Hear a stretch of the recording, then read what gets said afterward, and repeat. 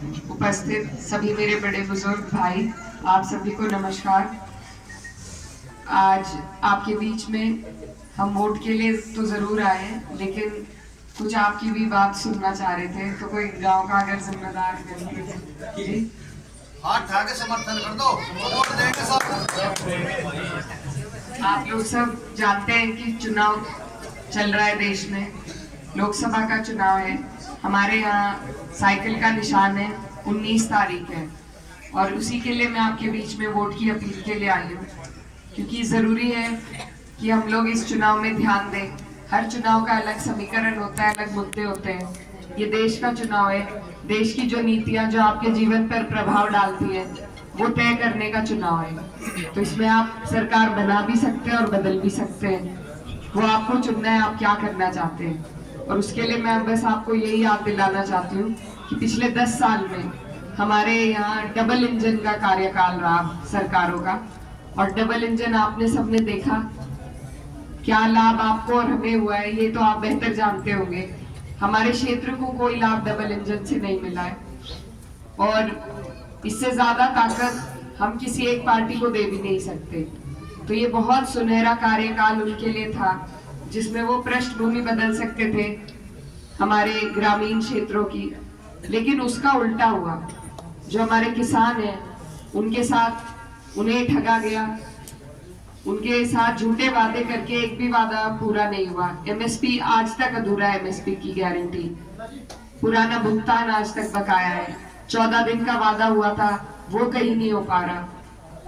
हमारे जो किसान भाई हैं 1 साल धरने पर बैठे थे, उनकी कोई सुनवाई किसी ने नहीं करी। 700 हमारे किसान भाई शहीद हुए, उनका किसी ने सुध नहीं लिया। कुछ को लखीमपुर खीरी में इन्हीं के मंत्री के बेटे ने बेरहमी से कुचला, लेकिन हमारे जो शीर्ष नेतृत्व है उनके मन से कोई मन की बात इनके लिए हुई नहीं। बाकी आप लोग सारे हालातों से वाकिफ हैं। युवा भाई हमारे यहाँ खड़े हैं, फौज की भर्ती होती थी, अब अग्निवीर कर दिया है। कोई भर्ती निकलती है अगर, तो उसमें उत्साह से तैयारी होती है, लेकिन फिर पेपर लीक हो जाते हैं। तो ये जो जनता को जो लाभ पहुंचाने का कार्य सरकार का होता है, उसमें एक भी वर्ग के लिए इन्होंने कुछ नहीं किया। किसी को, छोटा व्यापारी है वो परेशान है, जो आम जनता है वो परेशान है। सिलेंडर के दाम कहां से कहां पहुंच गए, हमारी माँ बहनों का जो किचन का बजट था वो सारा बिगड़ गया। तो ये जो हालात हमारे और आपके हैं, इनमें सुधार के लिए कोई व्यवस्था अगर इतनी बिगड़ जाए तो उसमें सुधार लाने के लिए बदलाव करना जरूरी है, और ये चुनाव बदलाव का है। पूरे देश में बदलाव का भाव चल रहा है। यहाँ पर इन्होंने 400 पार का नारा दिया है, लेकिन 400 पार का नारा सिर्फ बहकावा है। धरातल पर उसमें कोई भी सच्चाई नहीं है। आप अपने क्षेत्र में देख लीजिए, तो ये सिर्फ बहकावा है, क्योंकि मीडिया इनके कब्जे में है। और अगर 400 पार जैसा ये कह रहे हैं, तो फिर ये इलेक्शन नहीं कराया करेंगे, फिर ये पूरी तानाशाही पे आ जाएंगे, फिर ये सिलेक्शन किया करेंगे, और आपको और हमें अखबारों के न्यूज के माध्यम से पता चल जाएगा कि अब हमारा जनप्रतिनिधि ये है और अब ये है। तो अपनी आवाज अगर हमें जिंदा रखनी है, हमें इस लायक रहना है कि हम, हमारे साथ कुछ अगर गलत हो रहा है तो हम उसके खिलाफ आवाज उठा सकें। तो उसके लिए जरूरी है कि हम लोग इंडिया गठबंधन का साथ दें, इंडिया गठबंधन के हाथ को मजबूत करें। यहाँ आज हमारे जितने भी प्रोग्राम लग रहे हैं, ये गंगो विधानसभा है, हमारे माननीय सांसद जी यहाँ से 2 बार विधायक रहे और अब मौजूदा सांसद हैं। तो उनके पास ऐसी ताकत थी डबल इंजन की कि वो हमारे क्षेत्र में बहुत कुछ ला सकते थे सरकार के माध्यम से, लेकिन ना तो हमारे उधर शामली जिले में कोई भी योजना आई और ना इधर आई।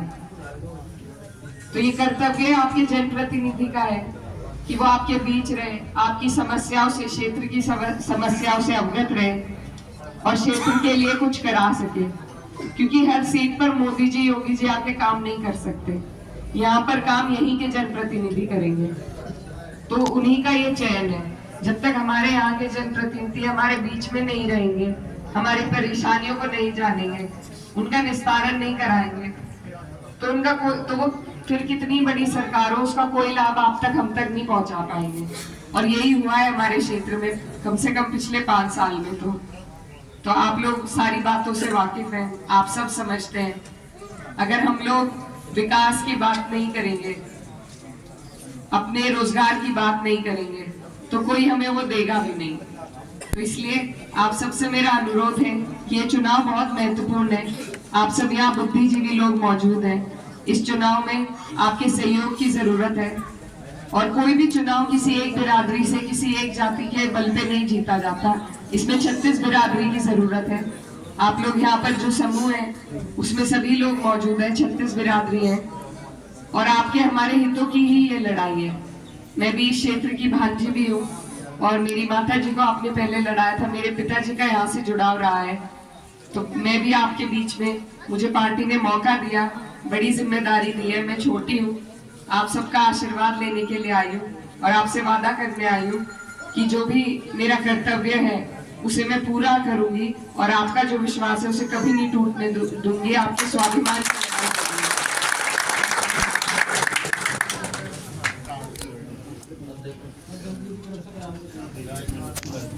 इकरा